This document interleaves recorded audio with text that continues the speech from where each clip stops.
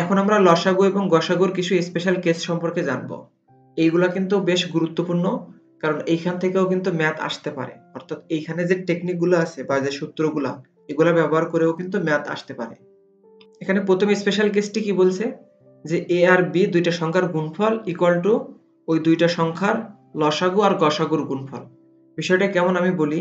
ধরুন আমি দুইটা সংখ্যা নিলাম, ধরুন একটা হচ্ছে 12 আর একটা হচ্ছে 18।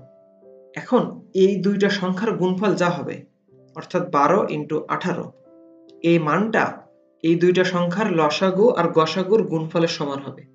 যেমন 12 আর 18, এদের ক্ষেত্রে যদি আমরা এলসিএম বের করি অর্থাৎ লসাগু, তাহলে মানটা কত আসে? 36 আসে। আর যদি আমরা গসাগু বের করি তাহলে গসাগুর মানটা কি আসে? 6 আসে।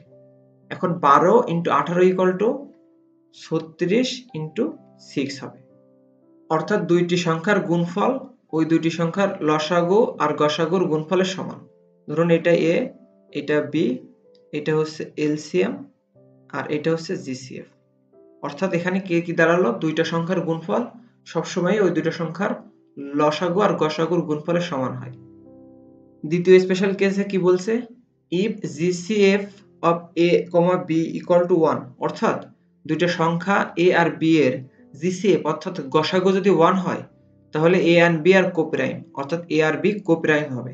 বিষয়টা কেমন? ধরুন আমি দুইটা সংখ্যা নিলাম, একটা হচ্ছে 12 আর একটা 17। এখন এই দুইটা সংখ্যার কি কোনো গসাগু আছে? অর্থাৎ এমন কোনো কমন টার্মস আছে যেটা দিয়ে আমি এই দুইটা সংখ্যাকে ভাগ করতে পারবো? না। তাহলে এই দুইটা সংখ্যার গসাগু কি হবে? এই দুইটা সংখ্যার গসাগু অর্থাৎ এই দুইটা সংখ্যার জিসিএফ কিন্তু 1। এখন তার মানে এই দুইটা সংখ্যা কোপ্রাইম হবে, একটা সাপেক্ষে আরেকটা কোপ্রাইম হবে।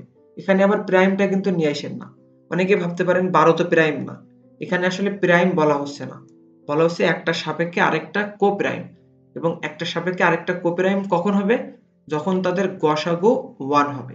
12 আর 17 এদের গসাগু হচ্ছে 1, সুতরাং 12 আর 17 হচ্ছে একটা সাপেক্ষে আরেকটা কোপ্রাইম।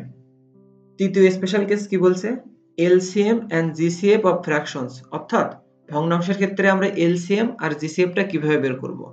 দেখুন এখানে ভগ্নাংশের ক্ষেত্রে এলসিএম বা জিসিএফ অর্থাৎ লসাগু বা গসাগু যেটা আমরা বলি না কেন, এটা কিন্তু বের করা যায়, ভগ্নাংশের ক্ষেত্রেও বের করা যায়। এবং বের করার নিয়মটা এখানে দেওয়া আছে। নিয়মটা কি? যখন আমরা এলসিএম বের করব, তখন হচ্ছে নিউমেরেটরস অর্থাৎ উপরে যেটা থাকে সেইগুলাকে আমরা এলসিএম করব, আর নিচে যেটা থাকে যেটাকে আমরা হর বলি ডিনোমিনেটরস, সেটার জিসিএফ হবে। আবার যখন আমরা জিসিএফ বের করব, তখন হচ্ছে নিউমেরেটরস অর্থাৎ লব যেগুলা সেগুলার জিসিএফ হবে, আর ডিনোমিনেটরস যেগুলো অর্থাৎ নিচে যেগুলো থাকবে সেগুলার এলসিএম হবে। এখন এই বিষয়টা বারবার এলোমেলো হয়ে যায়, যাতে এলোমেলো না হয়ে যায় এই জন্য আমি সুন্দর করে বলে দিচ্ছি, সবাই একটু খেয়াল করুন। এলসিএম বের করার সময় উপরে এলসিএম করতে হবে, আর নিচে হচ্ছে বাকিটা মানে কি জিসিএফ। আবার জিসিএফ বের করার সময় উপরে জিসিএফ করতে হবে, বাকিটা নিচে। অর্থাৎ আপনি যদি ভগ্নাংশের ক্ষেত্রে এলসিএম বের করতে চান, তাহলে উপরে এলসিএম করতে হবে, আর বাকি যেটা থাকে অর্থাৎ জিসিএফ সেটা হচ্ছে নিচে। আবার আপনি যদি ভগ্নাংশের ক্ষেত্রে জিসিএফ বের করতে চান, তাহলে জিসিএফটা উপরে হবে, আর বাকি যেটা অর্থাৎ এলসিএম নিচে। অর্থাৎ আপনি এলসিএম বা জিসিএফ যেটাই বের করতে চান উপরে অর্থাৎ লবে সেটা বের করতে হবে, আর অন্যটা হচ্ছে হরে। Special case 4, LCM and GCF of decimal numbers, অর্থাৎ দশমিক যুক্ত সংখ্যার ক্ষেত্রে আমরা কিভাবে এলসিএম আর জিসিএফ বের করব। এখন দশমিক যুক্ত সংখ্যার ক্ষেত্রে এলসিএম বের করার নিয়ম কি? ধরুন আমাদের এখানে দুইটা সংখ্যা দেওয়া আছে 1.2 আর 1.8, এদের আমরা এলসিএম বের করব মানে লসাগু বের করব।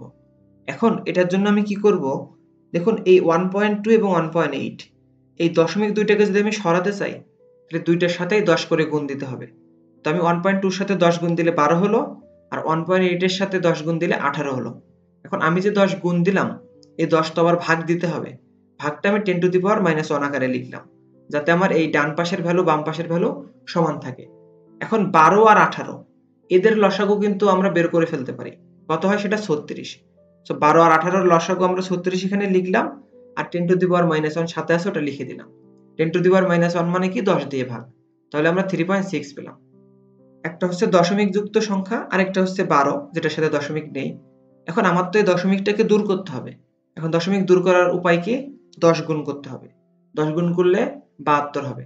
আর প্রথমটার সাথে যেহেতু আমি 10 গুণ করতেছি, সুতরাং অবশ্যই আমার দ্বিতীয়টার সাথেও কি 10 গুণ করতে হবে। তাহলে 120 হবে।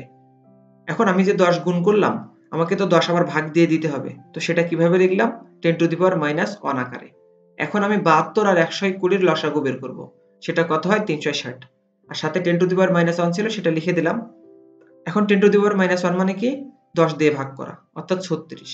এভাবে দশমিক বিন্দুগুলোকে সরাই নিয়ে আপনারা লসাগু বের করে ফেলতে পারবেন।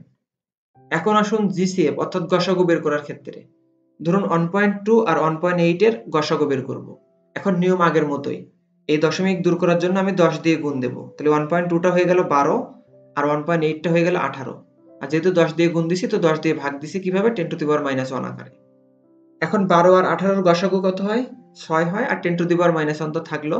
এখন 10 টু দি পাওয়ার মাইনাস 1 মানে 10 দিয়ে ভাগ করা, সো এখানে 0.6 থাকে। আরেকটা উদাহরণ দেখি। 1.14 এবং 1.8 এর জিসিএফ বের করতে হবে, অর্থাৎ গসাগু বের করতে হবে। এখন আমার দশমিক সরাইতে হবে কিন্তু 2 ঘর। কারণ দশমিক 2 ঘর না সরালে এই দশমিক 14 এটা তো সরবে না। তো দশমিক 2 ঘর সরানোর জন্য আমাকে 100 দিয়ে গুণ করতে হবে। তো প্রথম টার্মকে আমি 100 দিয়ে গুণ করলে 114 আসে। আর দ্বিতীয় টার্মকে যদি আমি 100 দিয়ে গুণ করি, তাহলে 180 আসে। এখন যেহেতু আমি 100 দিয়ে গুণ করছি, তো আমাকে 100 ভাগ করতে হবে। তার মানে 10 টু দি পাওয়ার কত হবে? -2 হবে। এখন 114 আর 180 এর গসাগু কত? 6। আর 10 টু দি পাওয়ার -2 তো সাথে থেকেই গেল। এখন 10 টু দি পাওয়ার -2 মানে কি? 100 দিয়ে ভাগ। তো 6 কে 100 দিয়ে ভাগ করলে 0.06 হয়। অর্থাৎ গসাগু হচ্ছে 0.06। সহজ কথায় ডেসিমাল নাম্বারস এর ক্ষেত্রে লসাগু এবং গসাগু বের করার সময় আপনারা প্রথমে ওই দশমিক সংখ্যাটাকে সরাই দেবেন, অর্থাৎ উঠাই দেবেন। তার জন্য আপনারা 10 বা 100 দিয়ে গুণ করবেন। তারপরে আবার ওইগুলাকে লসাগু করা হয়ে গেলে বা গসাগু করা হয়ে গেলে ওই 10 বা 100 যেটা দিয়ে গুণ করছিলেন আবার সেটা ভাগ করে দেবেন। দিলেই অ্যান্সার বের হয়ে যাবে।